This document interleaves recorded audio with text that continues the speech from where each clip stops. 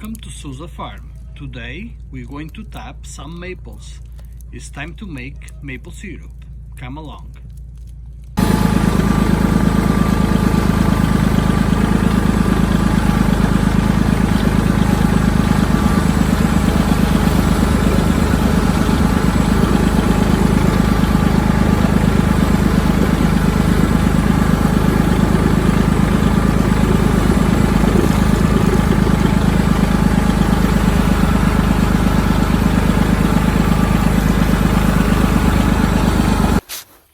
Okay, so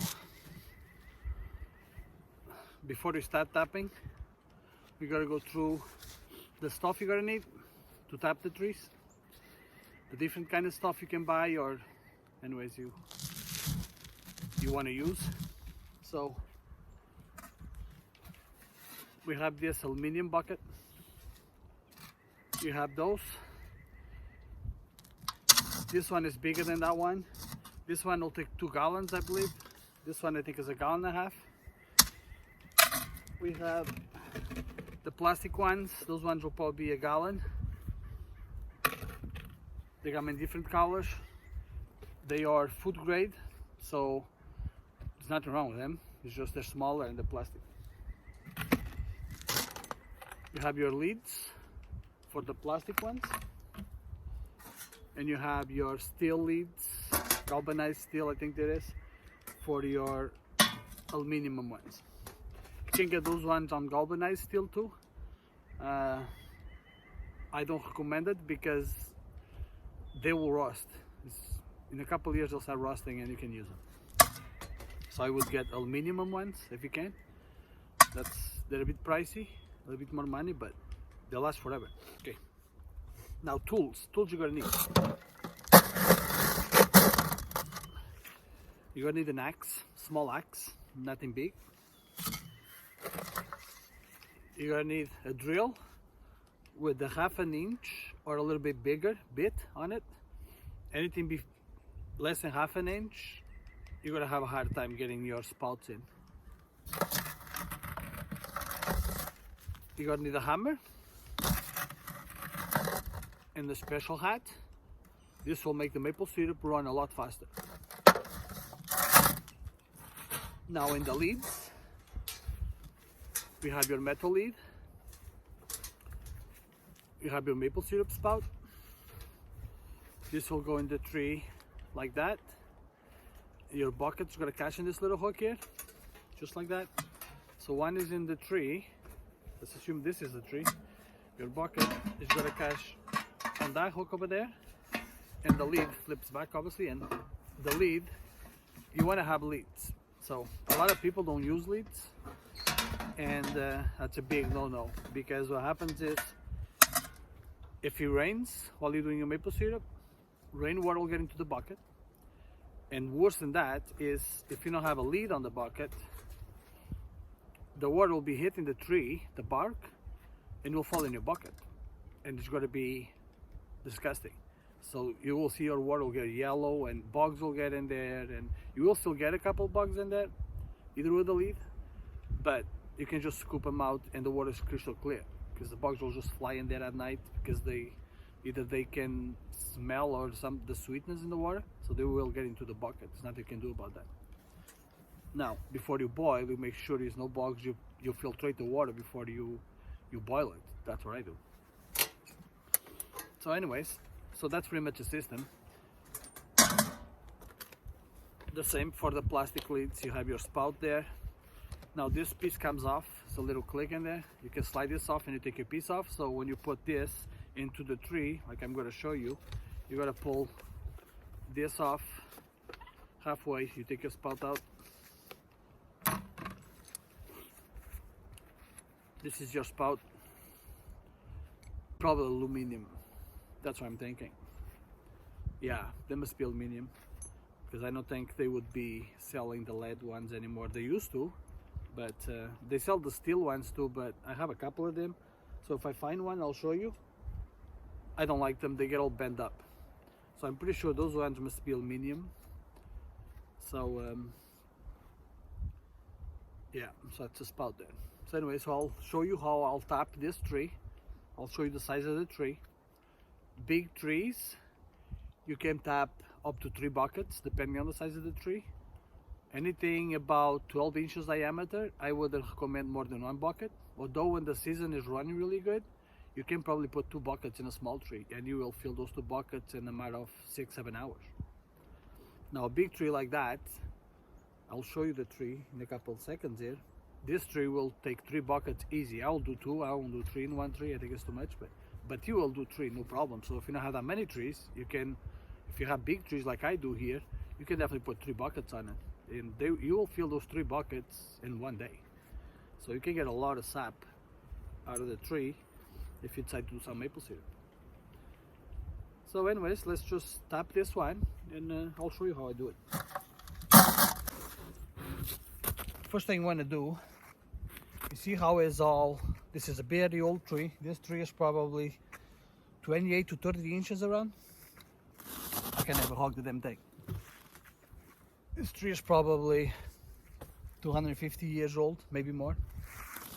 So when you make your hole, one mistake that I made in the first year I tapped is I made them, so I'm standing on the tree here and I made a hole over there about eye level, because you know, you're drilling, you put your bucket. But the problem is, depending how much snow you have, once the snow melts, this bucket's going to be at 7 feet. I have about 2 feet of snow on the ground right now. So my plan is to do it about this level, because once this snow melts, and it will melt in a couple days, then when I come and grab my bucket, I'll be about, you know, this level. So you make it lower than if you have a lot of snow. If you don't have a lot of snow, then you can do it to whatever level you want. But I don't recommend make it too high with snow, because when it melts, you're gonna have a hell of a time taking big buckets full of water, right? About 6-7 feet high. So the first thing you want to do, you get your axe, you get your bucket.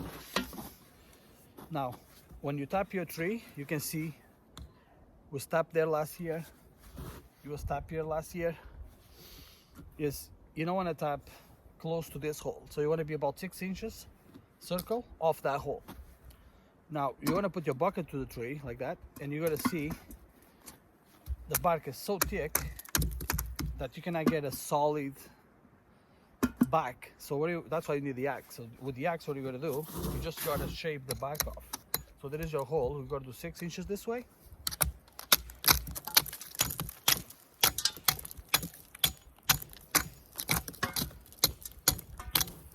So you just want to make it nice and tight. So now that we have our spot, it's going to be right there. We're going to get our drill. You got to drill our hole. We're going to do 1 here and 1 there. So now when you drill your hole, you don't want to go downward. You don't want to go straight. You want to go just a little bit down with the bit going upward. So when the sap starts running, you're going to slope into the spout and right into the bucket. And the other thing is, if you go like this, then you're going to freeze in there, and you will run when it gets really hot, but you won't be running as much as you wanted to run. So we got to do our hole.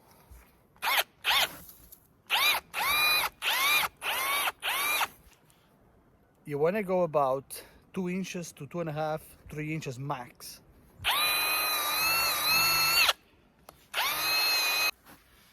So you have your hole. I gotta go change my bit. That one's not good, because it should go really easy. Now, sap is not running. It's too early in the morning, it's cold. Or else you would just see water dripping right off this hole. Now we gotta get our spout. The hammer. You're gonna put your spout in there. You're gonna tap it, just to make it solid like that. Then you get your bucket. You're gonna put your bucket in the hook, and then you're gonna put your lid.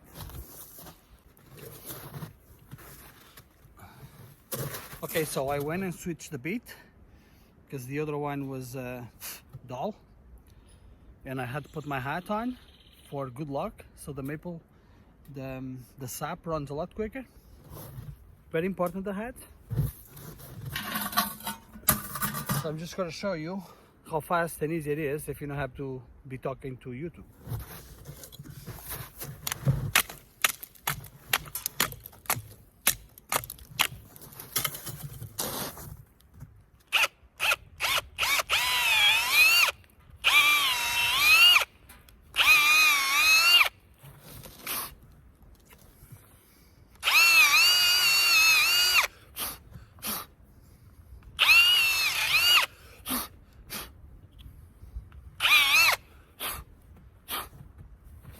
So with the sharp beat, it's a lot quicker. If you notice at the end, I round it up a little bit. You want it to have a little bit wider in this side at the beginning of the hole, so you can put your spout in there and it gets really tight. Now we get our lead. You don't need to take the spouts out. You just stick it in there. You get your hammer, or in this case the axe will do it. You just tap it. Nice and tight. Get your bucket. Done. So now we do about 100 trees, so this will take a while. This will be a couple hours or more. So I'm going to tap all the other trees. When I find a small tree, I'll show you that, and you'll go from there. Actually, there's a small tree there. I'll just show you how I tap a small tree.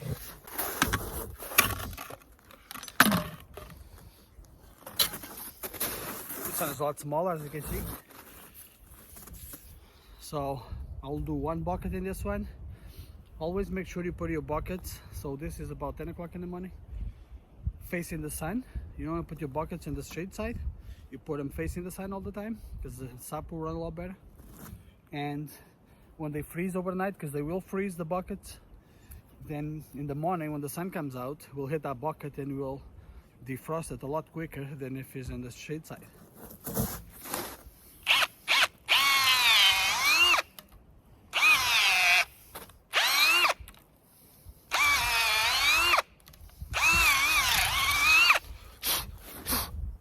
So I blow in the hole, because you want to make sure that hole is clean. There's no wood chips inside. Bucket.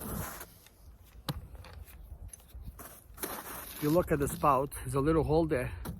That's where your sap gets into the spout to come out. So you make sure when you put this, I don't think you can never put it this way because that won't work anyway, but you make sure the hole is facing down, and you don't want to put this hole tight to the bottom. So I make sure it goes in an angle like that, so the hole is open always, so the maple syrup, the sap gets in there and goes into the bucket. So this one is not running either, it's just too cold.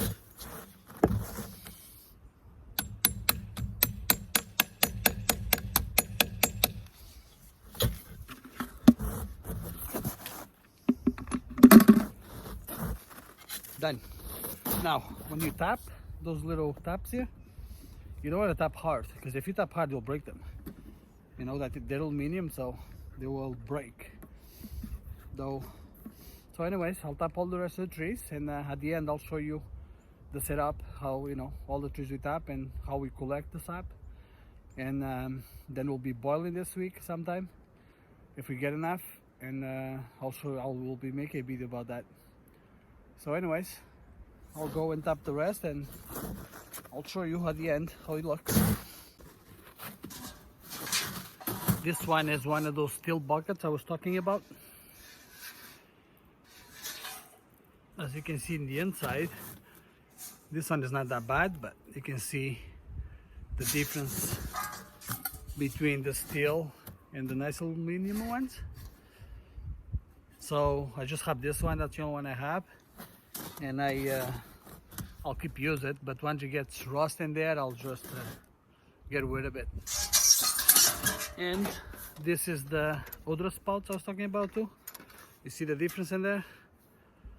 They're really fragile, and once you start hitting them too hard with the hammer, they just get all bent up, and I just don't like them. So I don't have many of those, but anyway, so if you're gonna go buy some, I wouldn't buy those. If you can still find them, because they're pretty old though. So anyways, let's tap this one with the old bucket.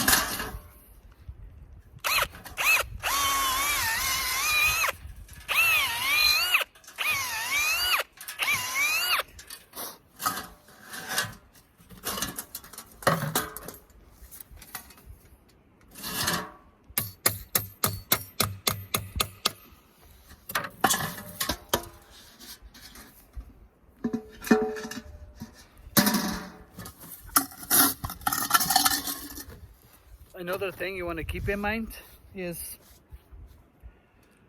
those things will get loose with time. So when you come and empty your buckets, you wanted to bring a hammer with you and tap them back in. Some of them will never get loose, some of them will. So it's just with the frost, I guess. And this one is already dripping in the side there, and you all can see it on camera, but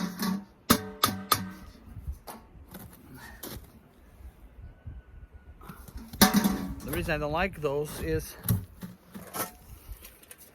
the little hole is smooth. The new ones have like little spacers in the back, so this hole will never get too tight to the wood. So those ones, if you go too far, they will actually plug up and they won't drip. So if they're not dripping, all you want to do is pull it out and just tap it in a different angle and make sure it drips.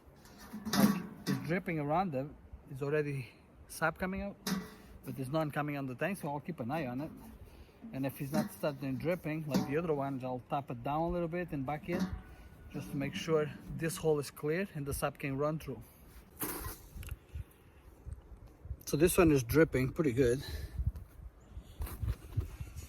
So another thing is the small trees, like this one is about 8 inches. They will drip a lot more than the bigger trees, I find. I don't know if it's because of the bigger trees are just older, but I would put a bucket in one of those little trees, 8 inches. I won't do anything under 8 inches because that may hurt the tree. And so I would say from 8 to 16 inches across, they will drip in a good day, a full bucket a day, sometimes more.